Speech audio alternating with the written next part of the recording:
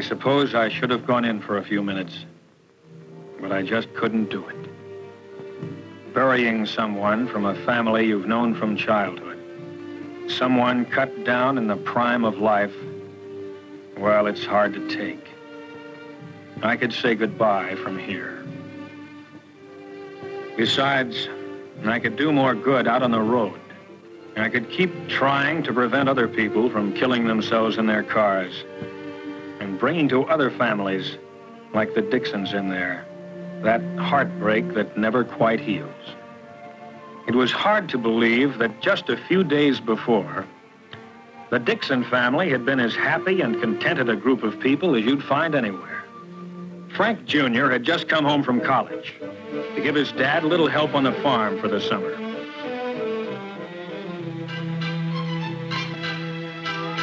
He was a chip off the old block, studying scientific agriculture at school and getting ready to follow in his dad's footsteps. Frank's girl, Betty Hutchins, had been waiting for him, of course. Everyone knew they'd be getting married before too long. Mr. Dixon's new tractor had just arrived down at the Union Pacific freight station, and they all went down to inspect it. Frank's kid brother, Alan, had just taken his driving test a week before. Alan sure wanted to drive his dad's new tractor, but until he actually received the license, Dad Dixon wasn't letting him on the highway, not even on a tractor.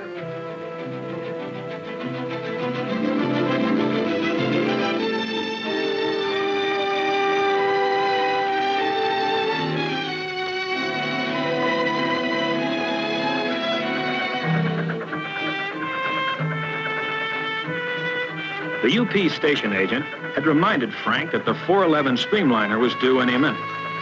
And of course, with Betty there, he wasn't taking chances anyway. If everyone was that careful all the time, well, a lot of people in the cemeteries would be alive today. It was the next Monday that Alan Dixon's first driver's license arrived in a noon mail delivery. Boy, was he proud of that license. He couldn't wait to show it to his brother. After all, your first license is sort of a milestone. It means all the roads are now open to you. He was proud of the license, naturally, and just as naturally, wanted to make use of it on any errand that his dad or his mother or his grandfather could think of. The only trouble was, I had to choose that moment to drive in and spoil things. Of course, when you've known a family as long as I'd known the Dixons, they don't treat you as a cop, but as a friend. Well, thanks, Miss Dixon. Looks like you're going to have another Dixon to worry about, huh? Alan got his driver's license. Oh, is that right? Well, let me see it, would you? You bet. Well, I guess that makes it official. When'd you get it? Just came today. Oh, just today, huh? Why'd I see you out driving on Highway 30 yesterday morning? This is my fault. I let him take the car to go and see his girl. I'm sorry I let him have it. I shouldn't have done it. Alan shouldn't have asked for the car. No, he shouldn't have. Fine way to be starting your driving career. Violation already. I'm sorry. Well, it's only a technical violation. I didn't come here to arrest you, Alan. I knew you'd be getting that license any day now, and I thought this would be a good time to come by and tell you a few of the facts of life about driving before you get started. Now, these are accident reports from my headquarters. Each figure represents someone injured or killed in the state. On city streets, farm roads, highways, and railroad crossings. All the facts and figures are here. Well, some of them you've read about in the papers. Big, spectacular crashes caused by terrific speed. or drunk driving, or some other form of what I call near insanity. But most people only squeeze the law a little at stop signs, in restricted speed zones and the like. Little violations that most people get away with time after time. Maybe getting a ticket or a warning like Frank Jr. did, but without getting hurt. But those little violations, those little chances you take day by day, that's where you start playing roulette with your life. You're taking a big gamble with your life when you violate a no passing line on the road. You're taking a big chance in the car in front when you follow too closely at highway speeds. Maybe a man will do these things 100 times in perfect safety. Squeeze the law and nothing happens. But don't forget that other law, the law of averages. Sooner or later, it catches up with you. Now, this accident was number 1 for the driver involved. First one he'd ever had. But it was his last one, too. He took one little chance too many. Frank is taking too many chances in his car. Oh, he'll be all right. Won't he now? He'll be all right if he takes to heart what I told him about signs. Signs of life. That's what stop signs and all the other road signs really are. And missing one of them as you drive along, or just ignoring it, well, that's one of those little things that kills people. Wherever there's a hazard on the road, there's usually a sign to tell you about it, like a curve warning, or a right-of-way sign, narrow bridge, signals ahead, do not enter, no passing, and many others. But for too many drivers, a stop sign like this, for example, has no importance unless they can see cars crossing the road ahead right now. A school crossing sign. For some drivers, seems to mean little or nothing. Unless there are children actually crossing the street at that moment. As for railroad crossings, some drivers act as if the warning signs and tracks don't even exist. Unless there's a streamliner passing by right in front of them. And even then, hard as it is to believe, there are many accidents where the driver ran past 3 warning signs and straight into the side of a moving train.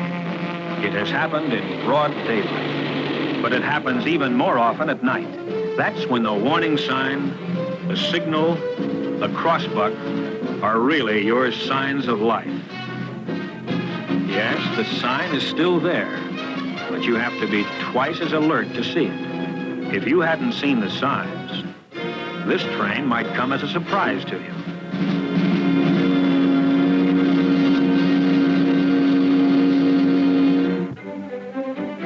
Traffic signs and signals that are so easy to see in the daylight become easier to miss as the sun goes down. Twilight is a dangerous time of day when things are half visible, half in deepening shadow. Main Street at night becomes a maze of lights and neon signs, all competing with one another to catch your eye. But where's the traffic signal? Oh, there it is, almost lost against the other lights beyond. Even the blinking red light of the railroad wigwag is hard to pick out sometimes. But night or day, these are your signs of life, whose purpose is to keep you alive. It's a strange thing, but some people actually resent traffic signs and traffic laws. How come? Cramps their style. They figure rules are for the other fellow, not for good drivers like themselves. Here's one like that. Robert Bainbridge. Bainbridge? From Meridian High? Yeah. Oh, I know him. I ran against him on the track team.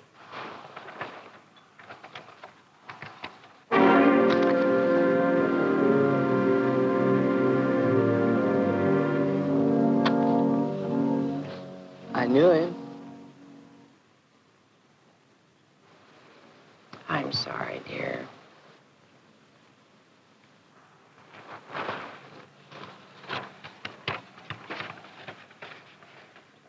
Robert Bainbridge, age 17. Occupation, student. Place of accident, Lone Tree Road near Meridian. Date, June 2nd. Time, 4:17. Weather, clear and dry.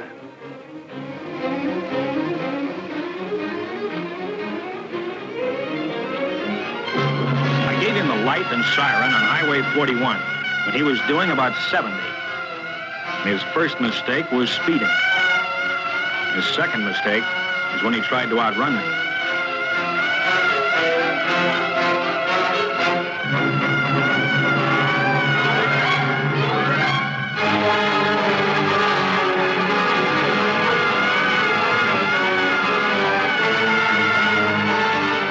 Then he turned off into Lone Tree Road. That was his third mistake. I didn't chase him on that gravel road. I didn't want him to keep up that speed on such a treacherous footing. I just followed along without the flasher or siren, hoping he'd realize what he was doing before it was too late. I lost sight of him around a turn. He took it way too fast for gravel.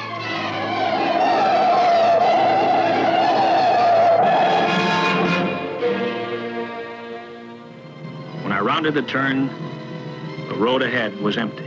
I knew what had happened even before I found the car. Of course, the boy had tried to stop when he felt his car going out of control, but he never had a chance.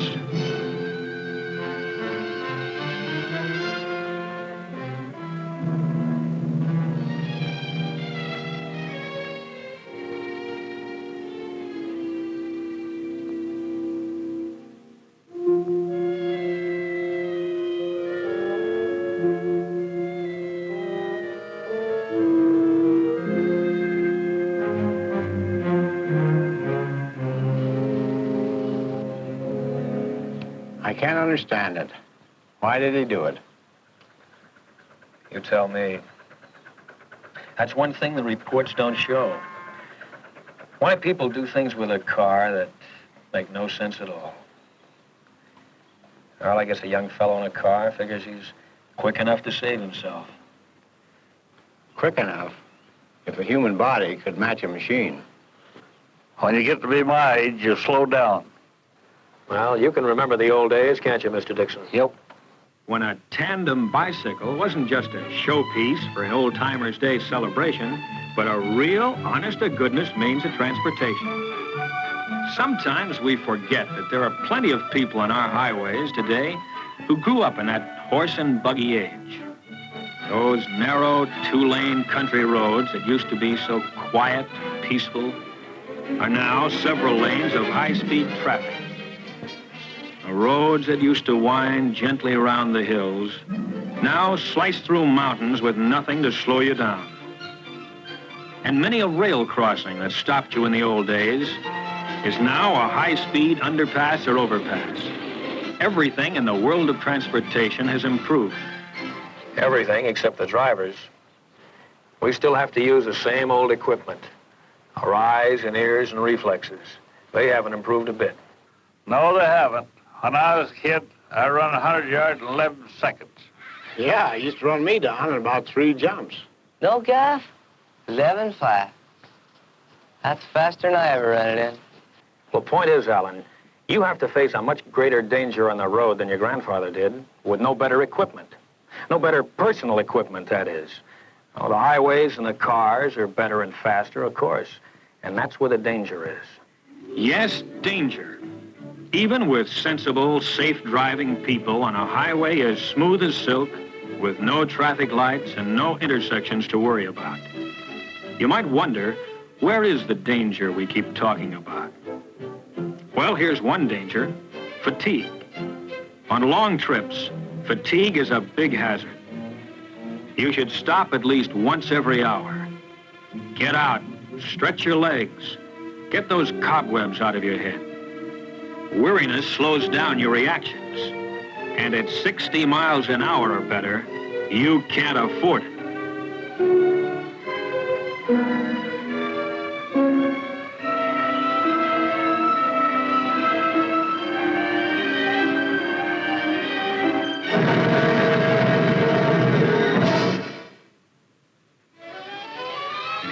reveal another danger.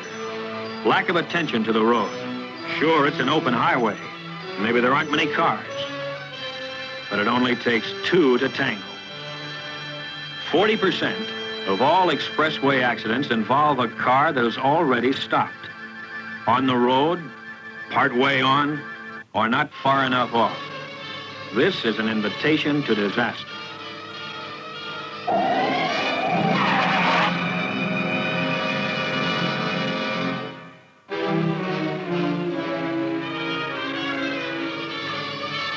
Here is another hazard of our superhighways that we patrolmen see all too often.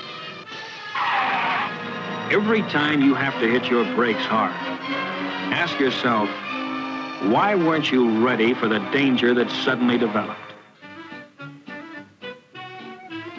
The parked car that suddenly pulls out without looking is always sudden, of course, and always surprising. A man who decides at the last moment to make a turn. The entering car that fails to yield the right of way. Well, sure, the other fellow's often wrong. And if he causes a crash, it's all his fault. But you may be dead just the same. In a lot of accidents, it's pretty hard to tell just who is to blame, isn't it, Al? Impossible to tell sometimes. But there's one kind of accident where there's never a single doubt. What's that? At a railroad crossing. Yep, the train sure has the right-of-way. You know, the railroad's been here for almost 4 generations. Every farm family in these parts uses the railroad to ship their crops. We all like to ride the trains. But why is it so many people don't see the trains at the crossings? It seems impossible that anyone could fail to see or hear a train in motion. A locomotive is certainly big enough, and the train of cars behind it may be as much as a mile long. And yet, many people who have lived through a crossing accident will say, where did the train come from? I never saw it until it was right on top of me. Where did it come from? Well, it came on the rails. It couldn't come from anywhere else. But if you paid no attention to the signs, didn't look, and didn't listen, then to you it came out of nowhere. An approaching train starts the signal while it is still some distance away. Never try to guess how far away. Don't guess at all. And don't be impatient, because the train's coming and it can't stop.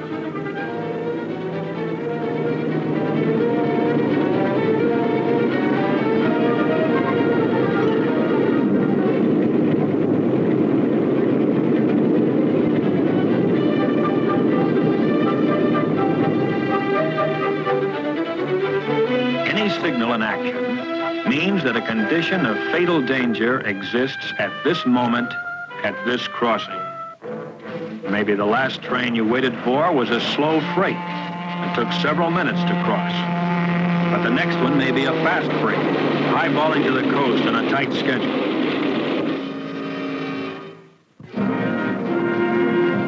Remember that many freight trains today are faster than passenger trains of 15 years ago.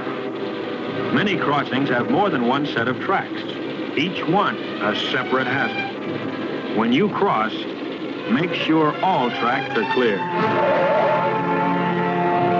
Yes, don't let a double track double-cross you. Stop, look, and listen, the crossbuck says. All right, let's listen. As this train approaches, let's see how close it comes before we hear it.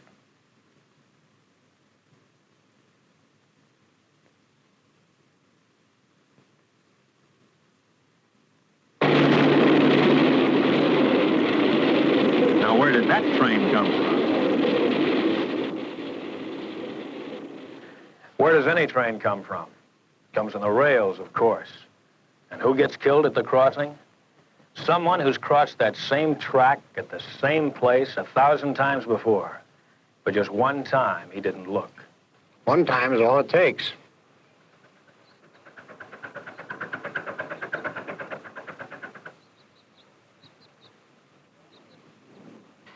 Please speak to Frank about his driving. It worries me. Okay, I will. I'll do it tonight. I surrender, Hal. I give up. What's the charge? No charge, Frank. I'm just giving Alan some free advice now that he's a licensed driver. Boy, I remember that advice you gave me the other day at the stop sign. Well, you keep it in mind. I will. Dad, can I take the car into town now? Okay, Alan, go ahead. But take it easy. Well, I'll be real careful. Goodbye. He'll be all right. Look at the guy go. Hey, maybe we better go along with him, make sure he gets there all right. Okay, buy me soda. Okay, fine. Goodbye, everybody. Bye.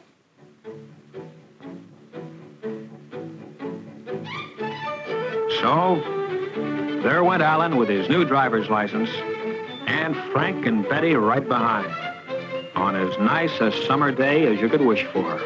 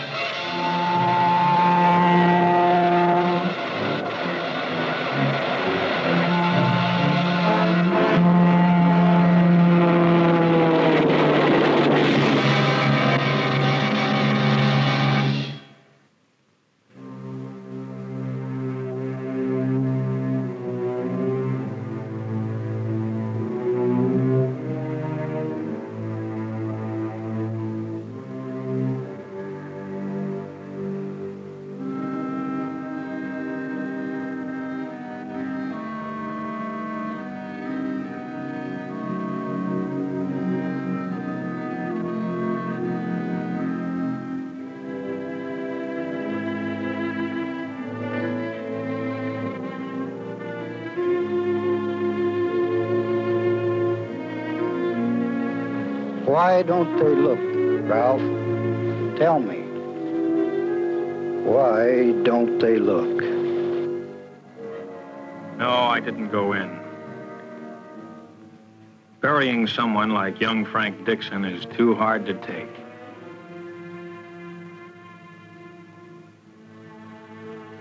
My place was out on the road. Out on the road, I could at least try to keep other people from killing themselves in their cars. So if the next car I stop happens to be yours, don't tell me you were only speeding a little, only breaking the law a little, only doing something a little bit wrong. Save that for somebody else, brother, because I see too many little follies that end up with someone a little bit dead.